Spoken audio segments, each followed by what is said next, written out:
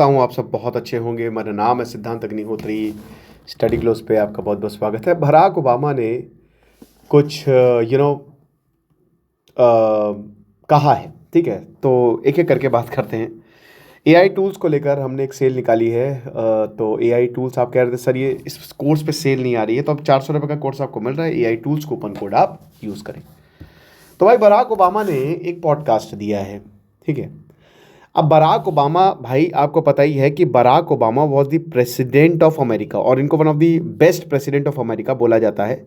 2008 से लेकर 2016 तक 2 टर्म तक ये प्रेसिडेंट रहे थे।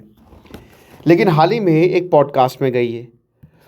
अब वैसे तो बराक ओबामा की बीवी को लेकर भी काफ़ी थ्योरी चलती रहती है कि ये मर्द हैं क्या, लेकिन इन्होंने से पूछा गया कि क्या आपको लगता है कि एलियंस हैं, आप डू यू बिलीव कि एलियंस है, तो उन्होंने बोला हाँ बिल्कुल हैं। तो जब बराक ओबामा ने एक्नॉलेज कर दिया, अब देखिए वो प्रेसिडेंट थे, फॉर्मर प्रेसिडेंट। अमेरिका में अभी कुछ ही महीने पहले एक पूरी सेनेट कमेटी बैठा दी गई थी और वहाँ पे डिस्कशन हुआ कि बताइए, क्योंकि यहाँ कुछ नेवल ऑफिसर्स ने बोला कि हमने यूएफओ देखा है।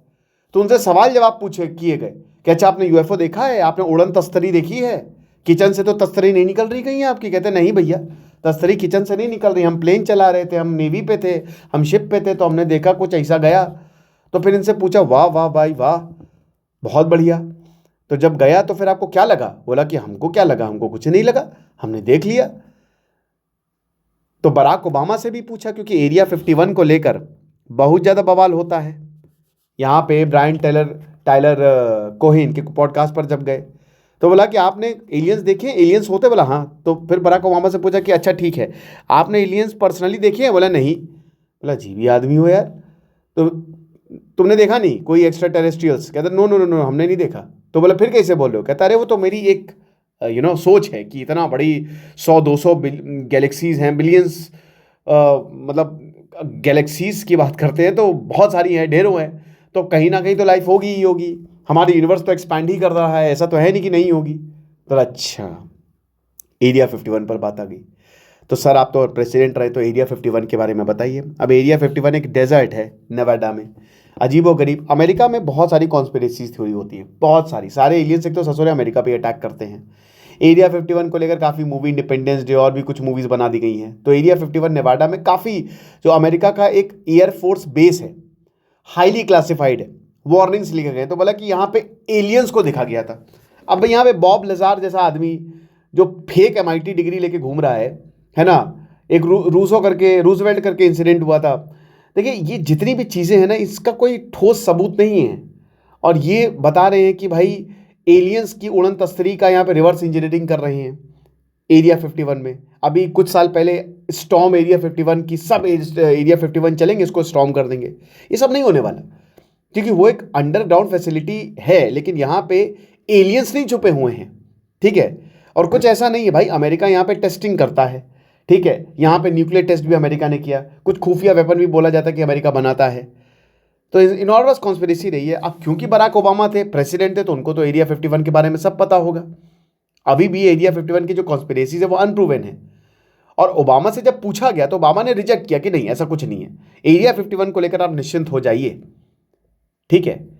तो क्लेम तो नहीं किया। अब जहां तक एलियंस की बात आई भाई, तो भाई बियॉन्ड अर्थ इज पॉसिबल। देखिए कुछ मैं आपको थ्योरीज बताता हूं, है ना।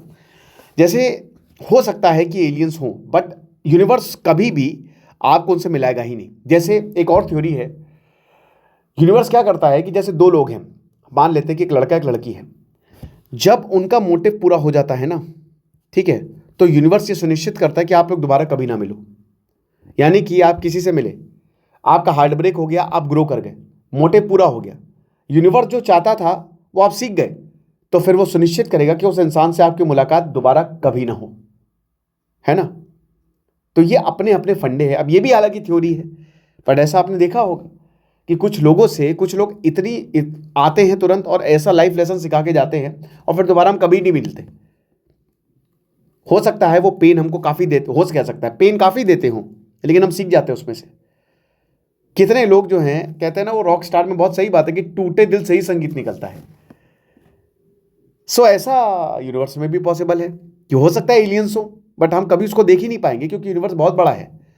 हम तो चींटी भी नहीं है, चींटी से भी अगर एक यूनिवर्स जो है वो हाथी है तो हम चींटी से भी लाख गुना छोटे होंगे, समझ रहे हो?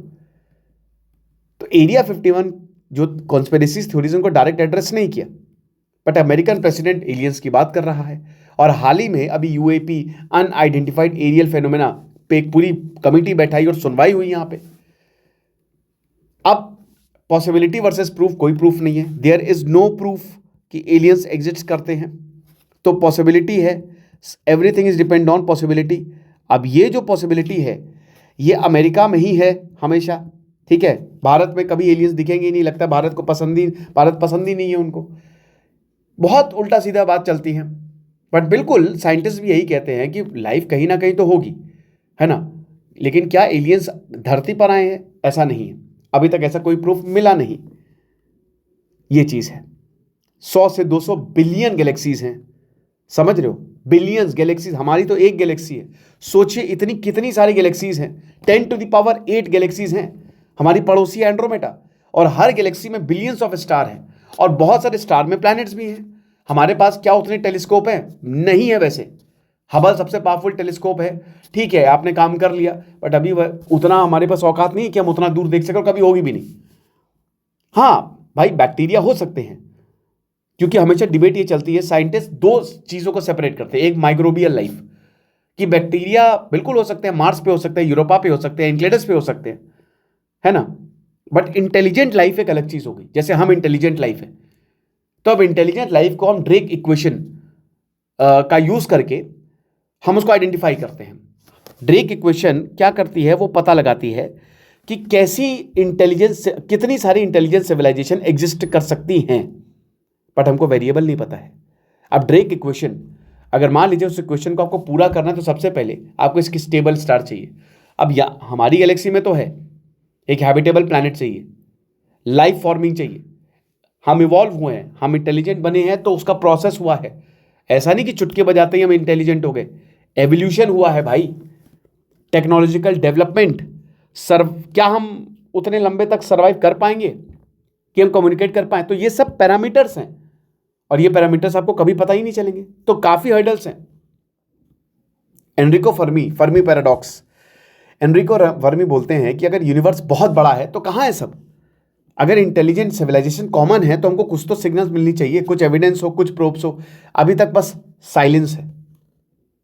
सो इंटेलिजेंट लाइफ साइंटिस्ट कहते हैं कि बहुत रेयर है, इट इज एक्सट्रीमली रेयर, और सिविलाइजेशन खुद को ही खत्म कर लेते हैं।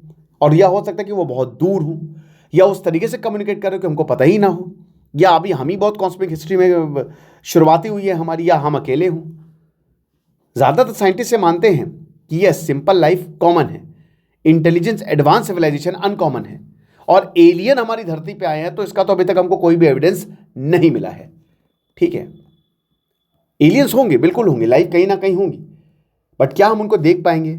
क्या वो कभी हमारे पास आएंगे? Highly unlikely. हाँ, ये मैंने क्या बताया कि सुनने में अच्छा लगता है, कॉन्स्पिरेसी थ्योरीज को लेकर बढ़िया है। अभी मैंने कार्डाशेव स्केल पर लेक्चर लिया था, बट एक्चुअल में बहुत मुश्किल है। आपको क्या लगता है मुझे कमेंट बॉक्स में बताइएगा। Thank you so much.